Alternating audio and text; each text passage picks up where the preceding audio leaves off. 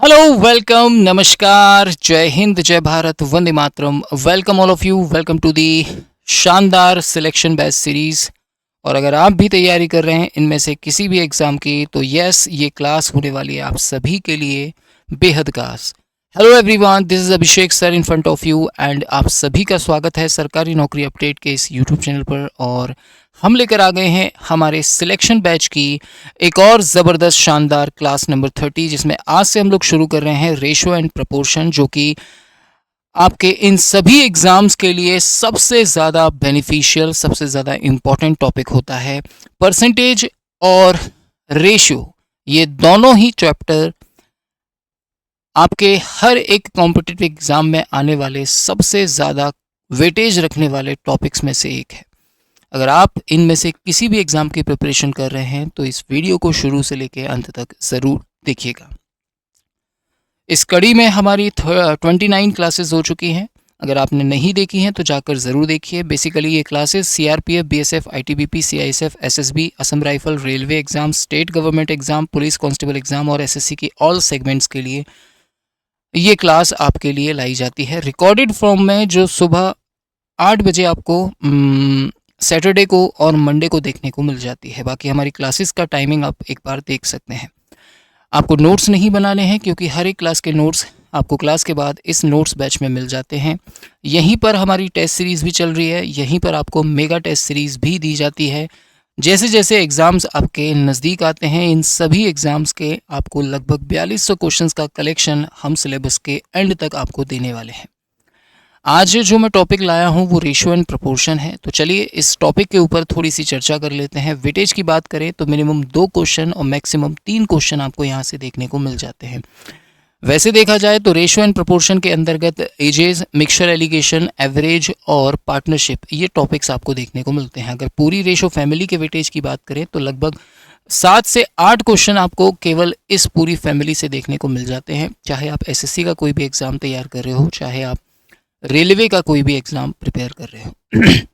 तो बच्चों, मैं बात करूंगा आप सभी के साथ इस टॉपिक को लेकर। सबसे पहले हमारे दिमाग में जो सवाल आता है वो रेशियो से रिलेटेड होता है। अगर आप वीडियो को कहीं से भी देख रहे हैं तो मुझे कमेंट करके ज़रूर बताइएगा कि आप ये वीडियो कहाँ से देख रहे हैं और किस एग्ज़ाम के लिए आप प्रिपरेशन कर रहे हैं, ताकि हमें आइडिया लग सके और उस दिशा में हम थोड़ी और मेहनत कर सकें। बेसिकली रेशियो का मतलब होता है बेटा कंपैरिजन। अगर मैं बात करूं कंपैरिजन के बारे में तो कंपैरिजन का मतलब होता है तुलना। लेकिन इसकी एक शर्त होती है। देखो, तुलना कभी भी मुंह उठा के कहीं भी नहीं की जाती। तुलना बेसिकली जो सेम सेगमेंट की चीजें होती है उनके बीच होती है। कहने का मतलब ये है कि तुलना जो होती है असलियत में वो समान जाति की चीजों के बीच में होती है, यानी कि सजातीय मानों का तुलना होता है।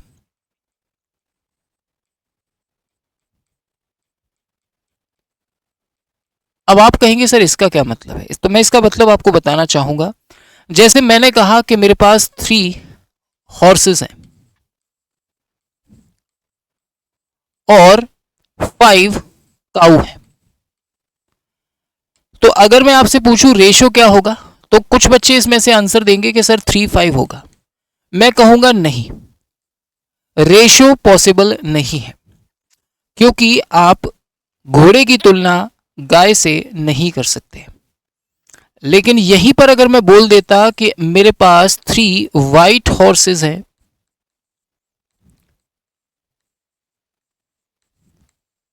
और 4 ब्लैक हॉर्सेस हैं,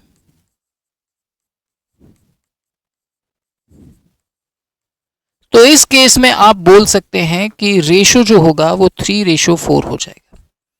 नाउ रेशो पॉसिबल है, चाहे तो इस फॉर्म में लिख दीजिए, चाहे तो आप इस फॉर्म में लिख दीजिए। अभी रेशो पॉसिबल है। क्यों पॉसिबल है? क्योंकि आप 2 प्रकार के घोड़ों की तुलना कर रहे हैं। यहां पर आपने 2 अलग अलग चीजों की तुलना की है। हाँ, अगर इनको किसी मायने में रिलेट करके बता दिया जाए कि मेरे पास 2 प्रकार के पालतू जानवर हैं, 3 घोड़े हैं और 5 काऊ हैं, तो हमें पता है कि ये दोनों ही पालतू हैं। तो उस केस में आप लोग 3 और 5 का रेशो बोल सकते हैं। लेकिन और किसी केसेस में आप रेशो नहीं बोल सकते। बात समझ में आई? अब अगर मैं बात करूं आप लोगों से, सर यही कारण है कि जब भी आपको कोई रेशो दिया जाता है, मान लो आपको रेशो दिया है कक्षा में छात्रों की संख्या का अनुपात 4:5, तो याद करिए आपसे कहा जाता था कि जब भी रेशो टूटता है तो एक वेरिएबल आ जाता है, तो आप कहेंगे कि सर 4x और 5x होंगे, या फिर 4y और 5y होंगे, या फिर 4y 4z या 5z होंगे।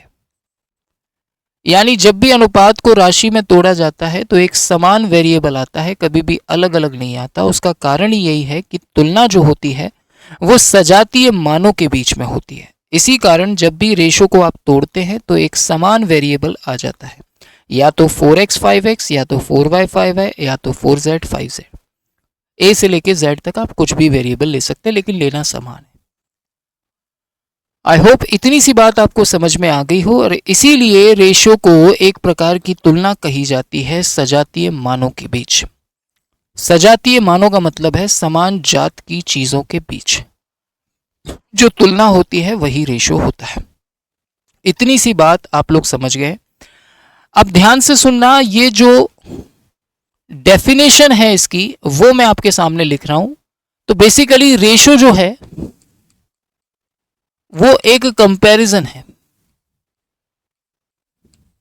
Ratio is a comparison of related terms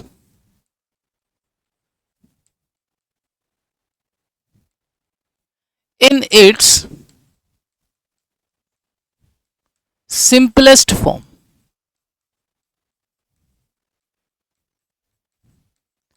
मतलब रेशियो जो होता है यानी अनुपात जो होता है, पहले हम अनुपात पर बात कर रहे हैं, समानुपात पर बाद में बात करेंगे। तो अनुपात सजातीय मानों के बीच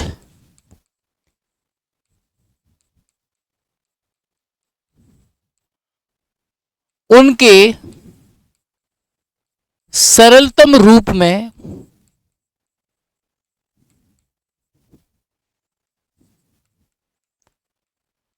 तुलनात्मक अध्ययन जो होता है वही होता है। अर्थात हम बोल सकते हैं कि जो रेशो है वो एक प्रकार की तुलना है सजातीय मानों का उनके सरलतम रूप में। अब एक टर्म आपने देखी, सरलतम रूप। तो बेसिकली ये सरलतम रूप क्या है, तो आइए जरा इस पर विस्तार से चर्चा करते हैं। सरलतम रूप बेसिकली होता है सिंपलेस्ट फॉर्म। सरलतम रूप का मतलब ही होता है सिंपलेस्ट फॉर्म। हमेशा याद रखना, जो रेशियो होता है वो अपने सरलतम रूप में होता है। रेशियो अपने सरलतम रूप में होता है। रेशो अपने सरलतम रूप में होता है। अर्थात अगर मैं कहीं पर लिख दूं 14/18 तो ये रेशो नहीं है बेटा, लेकिन अगर आप इसे काट दोगे तो 7/9 आ जाएगा और ये रेशो होगा। ये रेशो नहीं है, ये रेशो नहीं है, ये रेशो है। सरलतम रूप का मतलब ही होता है जिसे और ना काटा जा सके उसी को हम लोग सरलतम रूप बोलते हैं। जिसे और छोटा ना किया जा सके, जिसे और सरल ना बनाया जा सके, जिसे cannot be reduce any more, वो होता है सरलतम रूप। और हमेशा रेशो अपने सरलतम रूप में रहता है। आई होप इतनी सी बात आपको समझ में आ गई हो। फिर आता है इक्विवेलेंट फॉर्म, जिसे हम लोग समतुल्य अनुपात बोलते हैं। क्या बोलते हैं? समतुल्य अनुपात बोलते हैं। अब ये समतुल्य अनुपात क्या होता है बच्चों? तो बेसिकली अगर कहीं पर आपको रेशो दिया है 2:3, तो बेसिकली अगर मैं ऊपर और नीचे 2-2 से गुणा कर दूं तो ये बन जाएगा 4/6। अगर मैं ऊपर और नीचे 3-3 से गुणा कर दूं तो ये बन जाएगा 6/9। अगर मैं ऊपर और नीचे 4-4 से गुणा कर दूं तो ये बन जाएगा 8/12। आप देखिए इन सभी को काटने पर आपको दोबारा से 2/3 मिल जाएगा। यानी आप ये बोल सकते हैं कि ये सभी 2/3 के समतुल्य अनुपात हैं। और यही कारण है कि जब भी आपको कहीं कोई भी रेशो दिया जाता है और आप अपनी श्रद्धा से, अपने सामर्थ्य से किसी एक संख्या का ऊपर गुणा करते हैं तो आपको नीचे भी करना पड़ता है, और अगर नीचे करते हैं तो आपको ऊपर भी करना पड़ता है। ये बात आपको अभी अपने दिमाग में बिठा लेनी है बच्चों। आगे बात करते हैं बेटा स्टैंडर्ड फॉर्म की, जिसे हम लोग रेशियो का मानक रूप कहते हैं। याद रखना, रेशियो हमेशा अपने मानक रूप में होता है। For example A ratio B के फॉर्म में, या फिर ए अनुपात बी के फॉर्म में, या फिर ए रेशो बी रेशो सी के फॉर्म में, या फिर ए अनुपात बी अनुपात सी के रूप में। कभी भी रेशो इस तरीके का नहीं होना चाहिए जैसे A upon B upon C upon A, ये मानक रूप नहीं है बेटा। या फिर 1 upon A, 1 upon B, 1 upon C, ऐसा कभी भी नहीं होना चाहिए। या फिर A plus B plus C plus A, इस तरीके का कभी नहीं होना चाहिए, कभी भी नहीं होना चाहिए। आई होप इतनी सी बात आपको समझ में आ गई हो प्यारे बच्चों।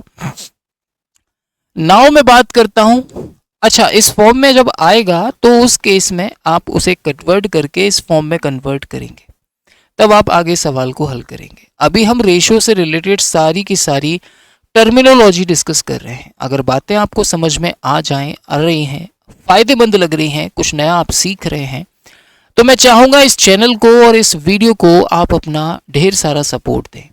चैनल को सब्सक्राइब कर लें, अगर नए हैं तो बेल आइकन को प्रेस कर लें, और हमारी पिछली सारी क्लासेस को भी ढेर सारा प्यार दें।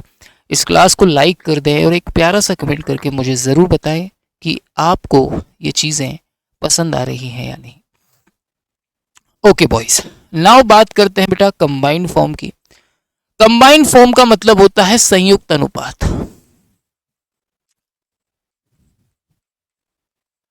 कई बार रेशियो को आपको कंबाइन करने की जरूरत पड़ती है। फॉर एग्जाम्पल, अगर आपको दिया जाए A ratio B is equal to 2/3 और B ratio C is equal to 4/5, और आपसे पूछा जाए कि भैया जी बताइए A ratio B ratio C कितना होगा, तो पहले तो आप इस बात को समझो कि रेशो को कंबाइन करने के लिए कॉमन टर्म का होना ज़रूरी है, तभी रेशो कंबाइंड हो सकता है, अदरवाइज आप रेशो को कंबाइन नहीं कर सकते हो। अब कंबाइन करते कैसे हैं, ध्यान से सुनना। ए रेशो बी है 2/3, तो यहाँ लिखिए 2/3। बी रेशो सी है 4/5, तो जस्ट इसके नीचे लिखिए 4/5।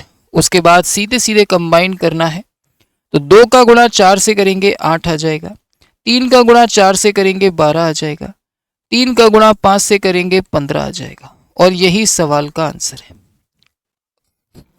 आई होप इतनी सी बात आप लोगों को समझ में आई हो। कई बार आप रेशो को इस तरीके से भी कंबाइन करते हैं। ए रेशो बी आपको दिया है 2/3, बी रेशो सी आपको दिया है 4/5। कॉमन टर्म को आप क्या करेंगे, बराबर कर लेंगे। कॉमन टर्म आपके पास कितनी है, आप कहेंगे यहाँ 3 है, यहाँ 4 है, तो आप इधर 4 का गुणा कर देंगे और इधर 3 का गुणा कर देंगे। इधर 4 का किया है तो 4 का ऊपर भी करना होगा, इधर 3 का किया है तो नीचे भी करना होगा। नाउ आपसे पूछा था ए रेशो बी रेशो सी क्या होगा, तो आप डायरेक्ट सबको कंपेयर करके लिख दीजिए। ए का मान हो गया 8, बी का मान हो गया बेटा 12, यहाँ पर भी 12 ही है, और सी का मान हो गया 15। ये आ गया आपका 8, 12, 15। तो ये 2 तरीके हैं जिनका आप यूज़ कर सकते हैं रेशो को कंबाइन करने के लिए। बाकी हमारे पास ऑप्शन एलिमिनेशन की टेक्निक्स भी हैं, हम सवालों के द्वारा भी रेशो को कंबाइन करेंगे आगे। नाउ बात करते हैं बेटा प्रोपोर्शन के बारे में। हमने रेशो के बारे में जो जनरल बातें थी वो जान ली, अब बात करते हैं बेटा प्रोपोर्शन के बारे में। तो अब ध्यान से सुनना कि बेसिकली प्रोपोर्शन क्या होता है। देखो, प्रोपोर्शन को हिंदी में तो हम जानते हैं बेटा समानुपात के नाम से ही पता चल रहा है, समान अनुपात। समान अनुपात मतलब बराबर, तो बेसिकली समानुपात का मतलब होता है बराबर या फिर समान। जब दो रेशियो बराबर हो जाते हैं तो उन्हें समानुपात कहा जाता है बेटा। अगर किसी तरह मुझे पता लग जाए कि ए रेशियो बी बराबर है सी रेशियो डी के, तो मैं ये कहूंगा कि बेटा A ratio B is proportional to C ratio D. यहां पर ये जो साइन आप देख रहे हैं इसी को समानुपात कहा जाता है, इसका मतलब है बराबर। अब कुछ डिफरेंट टाइप के प्रोपोर्शंस होते हैं, आइए उन पर बात करते हैं। सबसे पहले आता है इनवर्स प्रोपोर्शन, जिसे आप प्रतिलोमानुपात कहते हैं या व्युत्क्रमानुपात कहते हैं। प्रतिलोमानुपात कहते हैं या फिर आप इसे व्युत्क्रमानुपात कहते हैं।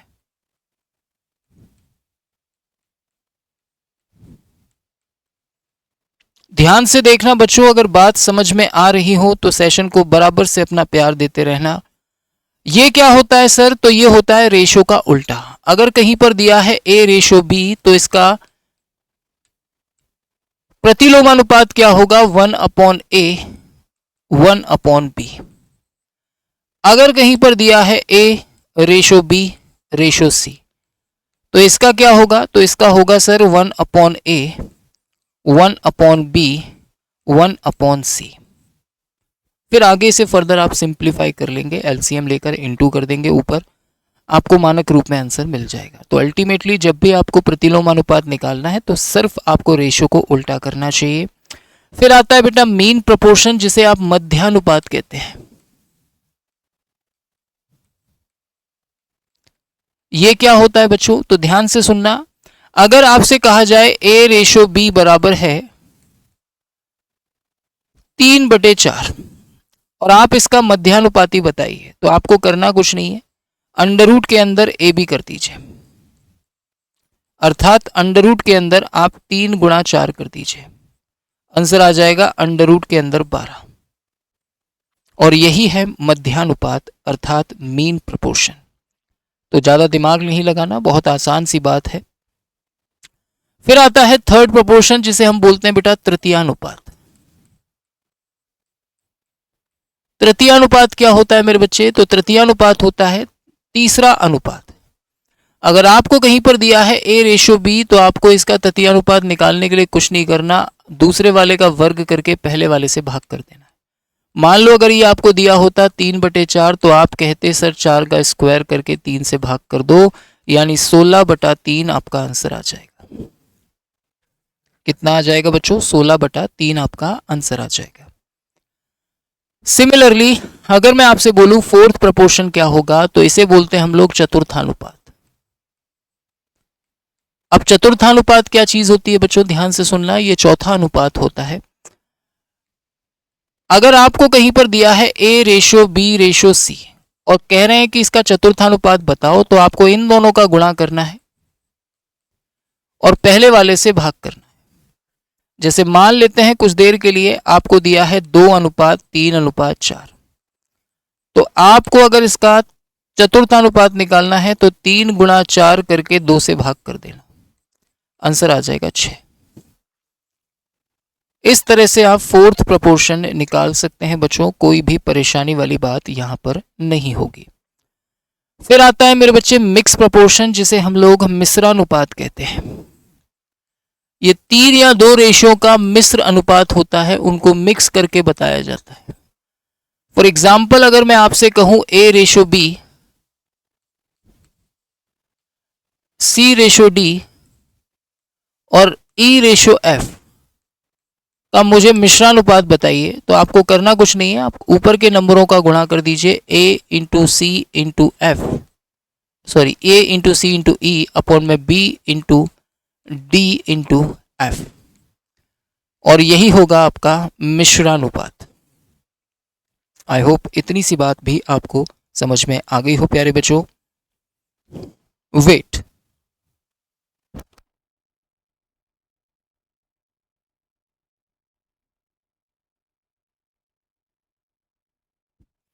नाउ अब अगर मैं बात करूं आप लोगों से मिक्स प्रोपोर्शन के बाद नेक्स्ट कॉन्सेप्ट की, तो कई बार इस तरीके के सवाल रेशो में बहुत परेशान करते हैं बच्चों को। जब आपको एक रेशो दिया जाता है और एक एक्सप्रेशन की वैल्यू पूछी जाती है, कई बार इसका रिवर्स भी पैटर्न आपको देखने को मिलता है, जिसमें आपको इसकी वैल्यू दी जाती है और इसकी वैल्यू पूछ ली जाती है। तो दोनों ही केसेस में आपको क्या करना है, ध्यान से सुनना। अगर ये वाला केस है तो डायरेक्ट x की जगह 3 और y की जगह 2 रख देना है, रख दो यहां पर। तो 9 गुणा 3 माइनस 2 गुणा 2 बटे में 2 गुणा 3 प्लस 2, ये हो गया 27 माइनस 4 बटे में 6 प्लस 2।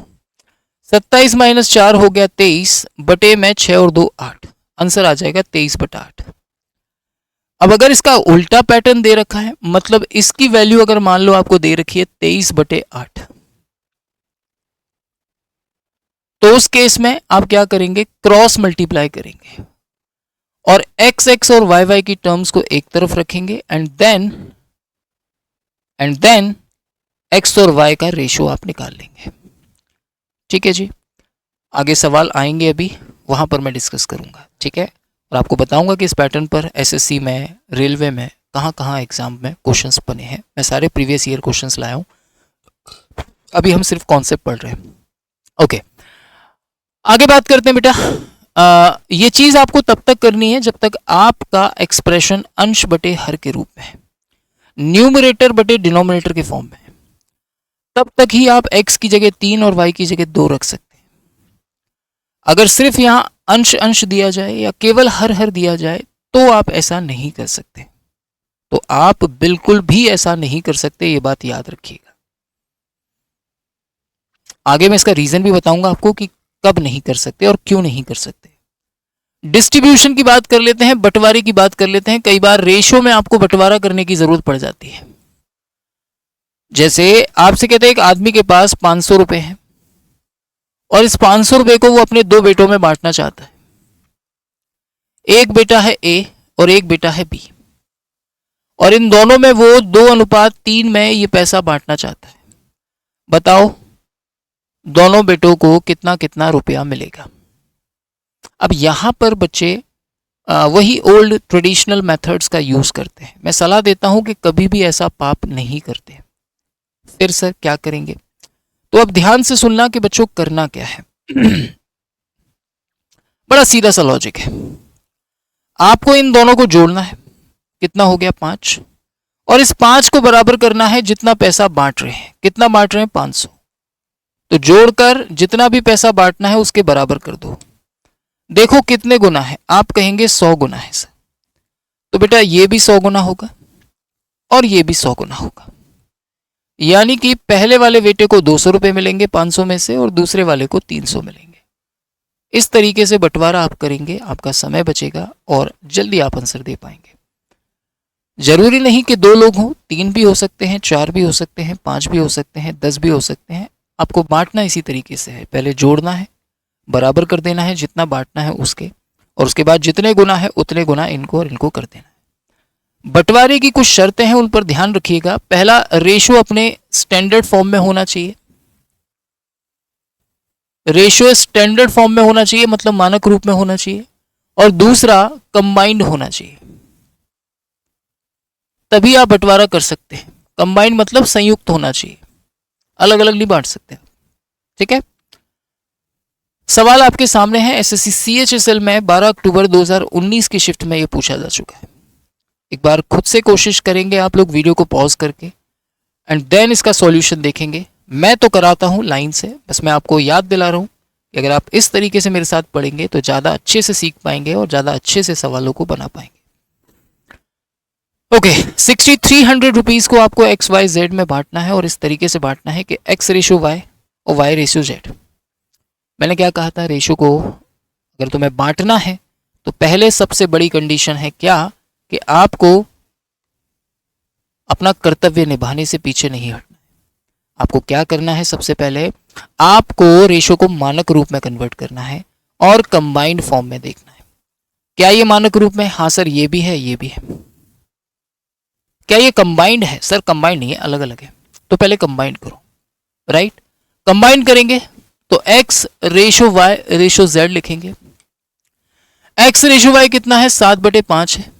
y रेशो z कितना है? 4/3 है। इसके बाद आप क्या करेंगे बच्चों?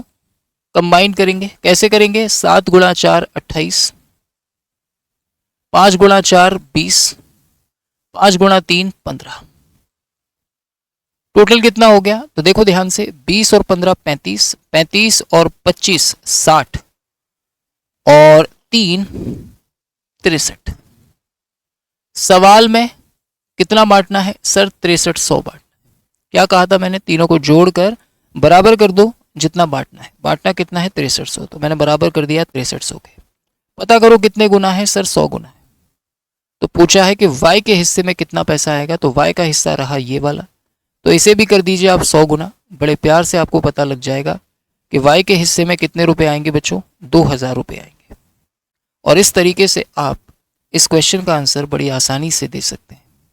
आई होप अब बातें धीरे धीरे क्लियर हो रही होंगी। मैंने जो शुरू में आपको टर्मिनोलॉजी बताई, इसके कुछ छोटे छोटे कॉन्सेप्ट्स बताए, क्योंकि आगे सवालों में आपको उनकी ज़रूरत पड़ेगी। अब हमने यहाँ सीखा तो बंटवारा था, लेकिन हमें ज़रूरत पड़ गई पहले रेशियो को कंबाइन करने की। कंबाइन करना मैंने पीछे आपको सिखाया था। तो चीज़ों को इस तरीके से डिज़ाइन किया गया है कि जैसे जैसे आप आगे बढ़ेंगे आपको पीछे की चीज़ों की ज़रूरत पड़ती जाएगी। आई होप प्यारे बच्चों यहाँ तक की बातें आप लोगों को अच्छे से समझ में आ गई। अब एक दो कॉन्सेप्ट की बात और करते हैं, फिर चलते हैं सीधे क्वेश्चंस की तरफ। कई बार आपको इस तरीके की इक्वेशन नजर आएगी सवालों को करते दौरान, और यहाँ नहीं, कई बार परसेंटेज में भी आती है ना, प्रॉफिट लॉस में भी आती है। तो ऐसी इक्वेशन को सॉल्व करने का बेस्ट तरीका क्या होता है? ध्यान से सुनना।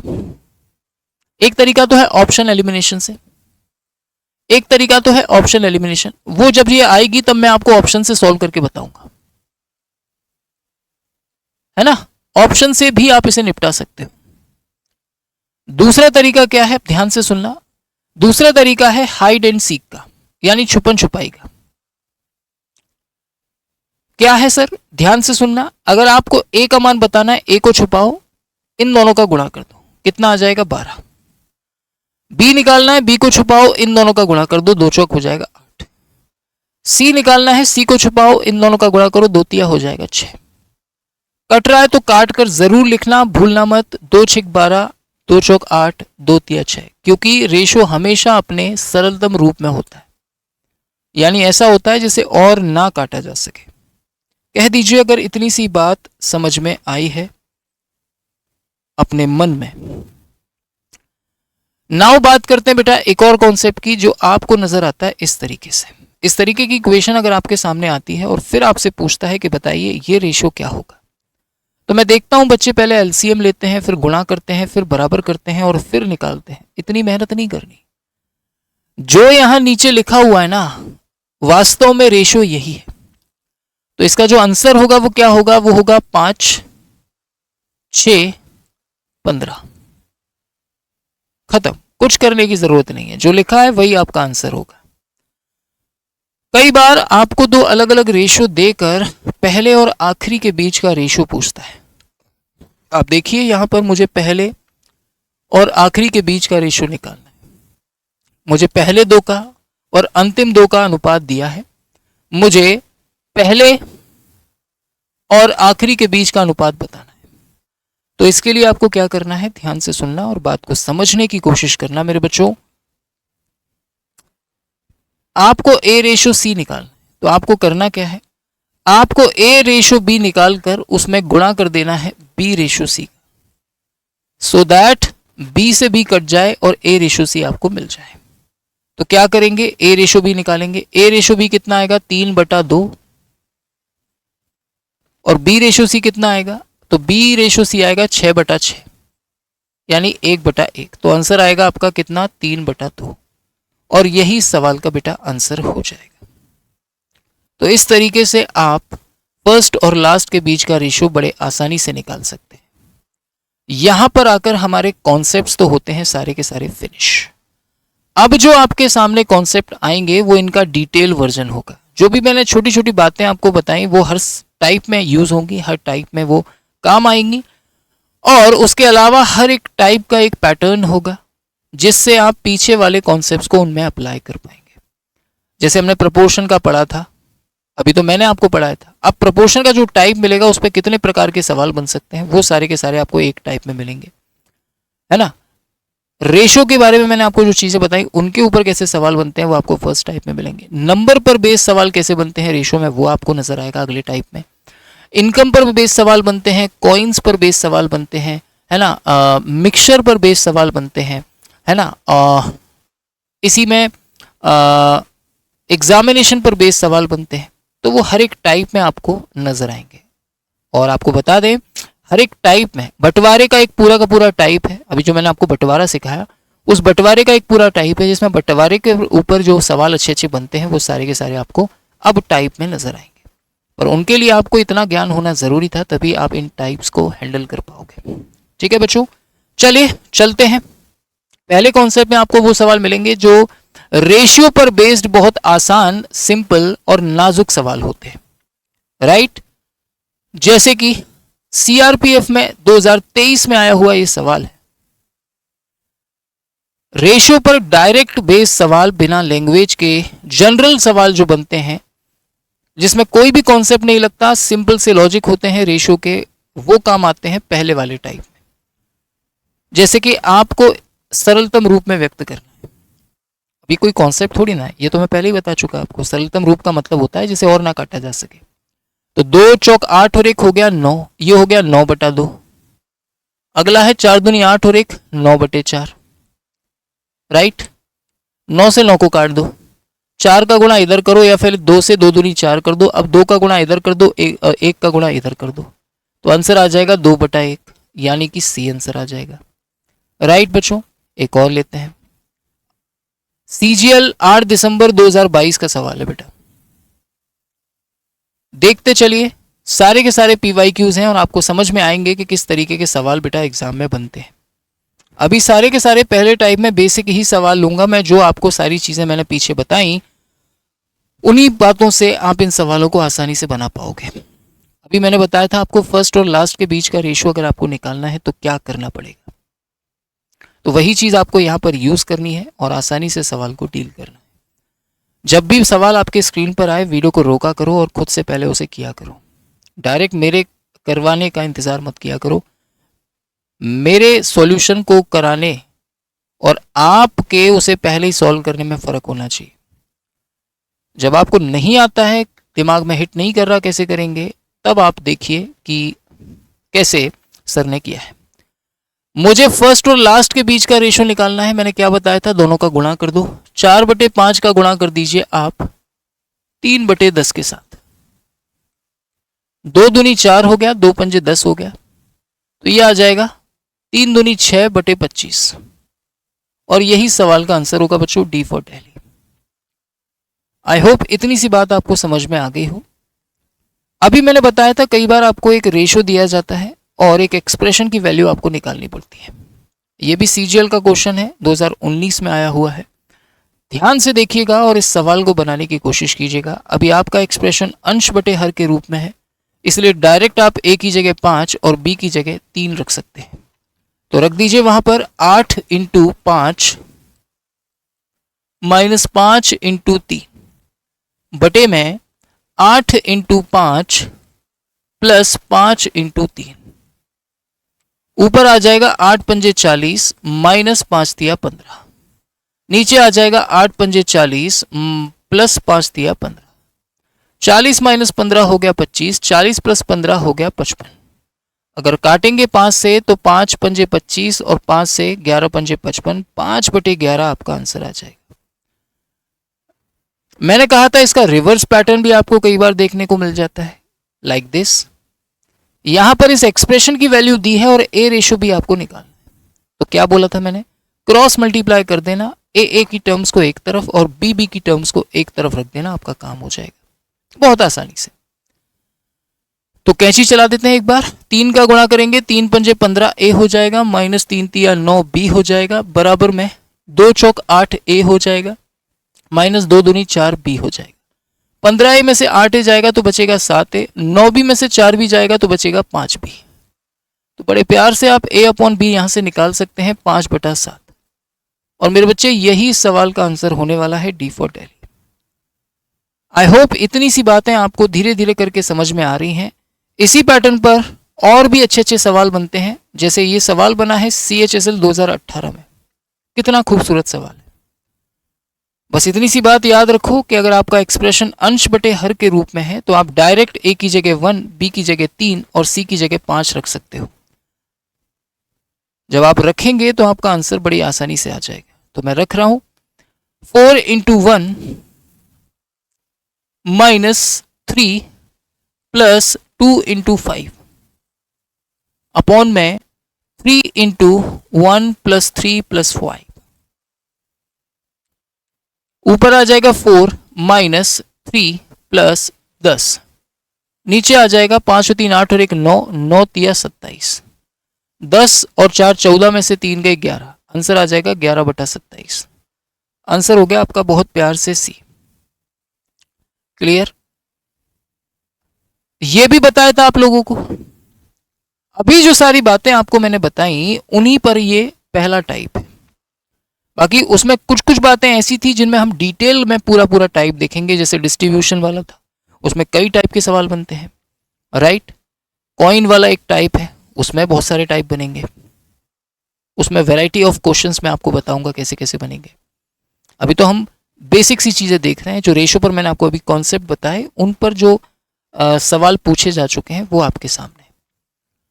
पर ये आप तब बना पाते हैं ना, अगर मैं चाहता तो डायरेक्ट क्वेश्चन भी ला सकता था, लेकिन पहले आपको कॉन्सेप्ट बताना ज़रूरी है, उसके बाद फिर आप आसानी से क्वेश्चन बना पाएंगे। अब ये MTS 2020 में आया हुआ क्वेश्चन है। क्या बताया था मैंने? 2 तरीके होते हैं इसको बनाने के। पहला जनरल तरीका जो मैंने अभी आपको बताया, छुपन छुपाई वाला। ए निकालना है, ए को छुपाओ, बी और सी का गुणा कर दो, 5 अट्ठे 40 हो जाएगा। बी निकालना है, बी को छुपाओ, 8 चौक 32 हो जाएगा। सी निकालना है, सी को छुपाओ, 4 पंजे 20 हो जाएगा। रेशो हमेशा मानक रूप में होता है, काट लीजिए। 8 पंजे 40, 8 चौक 32, अरे यार 8 से नहीं कटेगा, 4 से काट लो, 4 धाई 40, 4 8 32, 4 पंजे 20, आंसर आ गया 10 8 5, छुपन छुपाई से। और मैंने कहा था ऑप्शन एलिमिनेशन से भी आप इसे बना सकते हैं। तो आइए देखते हैं ऑप्शन एलिमिनेशन। आप मुझे बताइए ए और बी के बीच का रेशो क्या है? आप कहेंगे सर 5/4 है। क्या ये 5/4 है? नहीं। क्या ये 5/4 है? नहीं, केवल ये है और ये है। आगे बढ़ते हैं, बी रेशो सी कितना है? आप कहेंगे 8/5 है। क्या ये 8/5 है? नहीं सर। क्या ये 8/5 है? हाँ सर। तो आंसर हो गया ए। ये काफ़ी फास्ट है और बहुत जल्दी आपका इससे आंसर आ जाएगा। आशा करता हूँ यहाँ तक की बातें आपको बहुत प्यार से समझ में आ गई होंगी बच्चों, और दिल आपका अब धीरे धीरे गार्डन गार्डन हो रहा होगा। और जैसा कि मैंने आपसे वादा किया था कि प्यार मोहब्बत से सारी चीज़ें आप समझेंगे। अब थोड़े अच्छे लेवल के सवालों पर आते हैं हम लोग, जो इस वैरायटी में आपको देखने को मिल जाते हैं। जैसे कि ये सवाल है, कुछ लोग इस सवाल को देखकर कई बार खून की उल्टियां भी कर देते हैं कि सर कहाँ से शुरू करना है, कहाँ ख़त्म करना है, कुछ समझ में नहीं आ रहा। तो आप ध्यान से देखिएगा और बात को समझिएगा। MTS में आया हुआ क्वेश्चन है। देखो CGL में हलवा सवाल आ रहे हैं आजकल, लेकिन MTS में हैवी आ रहे हैं। ऐसा रीज़न क्या है? इसका रीज़न है सिर्फ कि CGL में केवल ग्रेजुएशन वाले बच्चे बैठते हैं, लेकिन MTS के एग्ज़ाम में CGL वाले भी बैठते हैं, CHSL वाले भी बैठते हैं, दिल्ली SI यानी CPO वाले भी बैठते हैं, है ना। तो इसीलिए वो लोग कट ऑफ को बढ़ा देते हैं, उनकी तैयारी अच्छी रहती है। इसीलिए MTS का पेपर टफ आता है, CGL का लो आता है। करना कुछ नहीं है, सबसे पहले A + B, B + C और C + A निकाल लीजिए। A + B मान लेते हैं हम लोग 5x, B + C हम मान लेते हैं 12x, C + A हम लोग मान लेते हैं 11x। अगर मैं इन सबको जोड़ दूं तो 2 times of A + B + C = क्या आ जाएगा? 12 11 हो गया 23, 23 और 5 28, 28x आ जाएगा। तो क्या मैं ये बोल सकता हूं कि यहां से मुझे A + B + C की वैल्यू मिल जाएगी 14x? आप कहेंगे जी सर, लेकिन आपको तो दी है 28। तो बड़े प्यार से आप यहां से x की वैल्यू निकाल सकते हैं, जो कि आ जाएगी 2। जैसे ही आपको x की वैल्यू 2 मिल गई, यहां रखेंगे आप 5 दूनी 10, यहां रखेंगे 12 दूनी 24, यहां रखेंगे 11 दूनी 22 आ जाएगा। ये मिल गए आपको A + B, B + C और C + A के मान, राइट। हमें 1/A, 1/B, 1/C निकालना है। तो पहले ABC निकालिए। तो ध्यान से देखेंगे बच्चों, A निकालने के लिए आपको क्या करना होगा? सर A + B + C = 28 है, मुझे A चाहिए, तो मैं B और C को हटा दूंगा। B और C का टोटल कितना है? 24। 28 में से 24 जाएगा तो A = 4 बचेगा। तो a का मान 4 आ जाएगा। b निकालना है तो a और c को हटा दो, a और c है 22, तो b का मान 6 आ जाएगा। आप कहेंगे जी सर b का मान 6 आ जाएगा। c निकालना है तो a और b को हटा दो, a और b कितना है 10, 28 में से 10 जाएगा तो ये आ जाएगा 18। तो c का मान कितना आ गया बच्चों, 18 आ गया। हमें निकालना है 1/a यानी 1/4, 1/6, 1/18, बट इस फॉर्म में तो आंसर दे नहीं सकते। मैंने आपको बताया था रेशो हमेशा अपने मानक रूप में होता है। क्या ये मानक रूप है? नहीं सर। तो क्या करेंगे, मानक रूप में बनाएंगे। कैसे बनाते हैं अब देख लो। फाइनली 4, 6 और 18 का एलसीएम ले लीजिए, कितना आएगा, 36 आएगा सर। तो 36 का गुणा आप यहाँ कीजिए, 36 का गुणा आप यहाँ कीजिए, 36 का गुणा आप यहाँ कीजिए, तो देखेंगे आप ये 9 आ जाएगा, ये 6 आ जाएगा, ये 2 आ जाएगा। है क्या ऑप्शन? सर है बिल्कुल, ऑप्शन नंबर डी। तो देखा आपने कितने शानदार शानदार क्वेश्चन भी आपको इस पैटर्न पर देखने को मिल जाते हैं बच्चों। आई होप आपका दिल धीरे धीरे अब प्रफुल्लित हो रहा होगा बच्चों। आशा करता हूं यहां तक की बातें आपके दिल को एक अजीब सी राहत और सुकून प्रदान कर रही होंगी। एक और सवाल लेते हैं प्यारे बच्चों। सीआरपीएफ में आया है 2023 26 फरवरी। सबसे पहले इस बात पर गौर करेंगे हम लोग, आपको a/b+c गिवन है। कितना गिवन है सर? 3/5 गिवन है। और b/a+c भी आपको गिवन है कितना, 2/7। कायदे से अगर मैं पूछूं a+b+c कितना है तो आप कहेंगे 8 है। यहां पर a+b+c कितना है, आप कहेंगे 9 है। क्या ये पॉसिबल है कि a+b+c तीन संख्याओं का मान 2 बार जोड़ने पर अलग अलग आए? आप कहेंगे नहीं सर। तो इसका मतलब ये 8 और ये 9 बराबर होने चाहिए। इसका मतलब a+b+c अलग अलग नहीं होने चाहिए। ये 8 आ रहा है, ये 9 आ रहा है, तो इनको सेम बनाओ। पहले सेम कैसे बनेगा, 9 का गुणा यहां करो तो 9, 8 का गुणा यहां करेंगे। 9 का यहां किया तो 9 का ऊपर होगा तो ये हो जाएगा 27, ये हो जाएगा 45। 8 का यहां किया तो 8 का यहां भी होगा, 8 का यहां भी होगा, तो यहां पर आ जाएगा 8 दूनी 16 और 8 7 56। ऐसा हमने इसीलिए किया ताकि हमें ए बी सी के अलग अलग मान मिल जाए। अब मैं यहां पर ए बी सी का अलग अलग मान निकालूंगा। पहले ए का मान कितना है तो सर साफ नजर आ रहा है 27 है।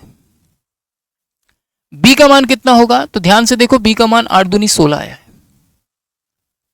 अभी आप इन तीनों को जोड़ेंगे 72 आएगा, इन तीनों को जोड़ेंगे 72 आएगा, ठीक। अच्छा सी का मान कितना होगा तो बी का मान जब आपके पास आ गया है कितना, 16, बी का मान 16 है और बी और सी का मान 45 है, तो आप खुद सोचो कि सी का मान कितना होगा। सोच कर देखिए कि सी का मान कितना होगा बच्चों, सोच कर देखिए एक बार, तो आपको नजर आएगा कि सर आपने एकदम सत्य बात कही कि अगर मैं बोलूं आपसे कि भाई बी का मान जो है वो 16 है और सी का मान कितना होगा, क्योंकि बी और सी का टोटल है 45, बी और सी का टोटल 45 है, बी 16 है तो सी 29 आ जाएगा। इन सब का टोटल कितना है, 72। सवाल में टोटल कितना दिया है सर, 1728। अगर 1728 को आप काटते हैं, अगर आप 1728 को काटते हैं बच्चों कितने से, 72 से, तो कितने गुना आएगा मेरे बच्चे? आप कहेंगे सर ये तो 24 गुना है। अगर ये 24 गुना है तो सी का मान भी 24 गुना होगा, यानी कि ये भी 24 गुना होगा। 4 नाम 36, एक ही ऑप्शन है लास्ट में जिसमें 6 आ रहा है, तो आंसर होगा 696। और यही इस प्रश्न का आंसर होगा बच्चों, 696 will be the right answer of this question guys. तो देखा आपने कितने प्यारे प्यारे क्वेश्चंस बनते हैं फर्स्ट टाइप के ऊपर। ये क्वेश्चन आप लोगों के लिए मैं दे रहा हूं, सीजीएल मेंस का क्वेश्चन है 2020 का। अगर बातें दिल तक उतर गई हैं और ये फर्स्ट वाला टाइप आपको पसंद आया है, मजेदार लगा है, बिना लैंग्वेज का ये टाइप था और सारे के सारे इसमें वही बेसिक कॉन्सेप्ट लगे जो मैंने स्टार्टिंग में आपको पढ़ाए। कल जो हम लोग मतलब नेक्स्ट क्लास में हम जो स्टार्ट करेंगे वो कॉन्सेप्ट नंबर 2 होगा, जो नंबर्स पर बेस्ड होगा। उसके बाद फिर हम डिस्ट्रीब्यूशन पर देखेंगे, सवाल बंटवारे पर, इनकम पर भी देखेंगे, एग्जामिनेशन पर भी देखेंगे, कॉइन्स पर भी देखेंगे और शानदार शानदार टाइप को करने की वैरायटी और उनके अलग अलग एग्जाम्स में आए हुए PYQs को देखेंगे। फिलहाल के लिए मैं आज के सेशन को यहीं पर विराम दूंगा बच्चों। मैं चाहता हूं कि अगली क्लास में जब आप आए तो उससे पहले इस क्लास को रिवाइज करके जरूर आए। अब या तो उसके लिए आपने नोट्स बनाए हो या फिर आपने हमारे इस नोट्स बैच को बाय किया हो और यहां से आप उसको रिवाइज करके ही इस अगली वीडियो को इसकी जरूर देखें, क्योंकि वहां पर मैं टाइप वाइज क्वेश्चंस कराऊंगा। इस क्लास के बाद जो अगली क्लास है आपको वो सैटरडे को सुबह 8 बजे मिलेगी, तो इंतजार रहिएगा। बाकी जो भी क्वेश्चंस मैं आपको करा रहा हूं उनके अलग से मॉक टेस्ट बनाकर भी इसमें देता हूं और इस क्लास का पूरा PDF भी नोट्स के फॉर्म में आपको देता हूं। और यहीं पर मेगा टेस्ट सीरीज भी चल रही है। हर एग्जाम से पहले कोई भी एग्जाम हो, चाहे वो रेलवे का हो, स्टेट गवर्नमेंट हो, पुलिस हो, SSC हो, उनकी टेस्ट सीरीज 20-25 टेस्ट के फॉर्म में एग्जाम के पैटर्न पर आपको इसी नोट्स बैच में दी जाती है। तो जल्दी से जाकर इसे एनरोल करो, अपनी तैयारी को और मजबूत बनाओ। ये टेलीग्राम ग्रुप है, इसे ज्वाइन कर लेना for more updates and information. Class का नोटिफिकेशन भी यहाँ पर आता है ताकि आपको पता लग जाए, आपकी क्लासेस मिस ना हो। बाकी ये है हमारी टीम से बात करने के लिए हेल्पलाइन नंबर, आप इस पर कांटेक्ट कर सकते हैं अगर आपको हमारी टीम से बात करनी है। आई होप ये वीडियो आपको पसंद आया होगा और आनंद का आपको अनुभव हुआ होगा।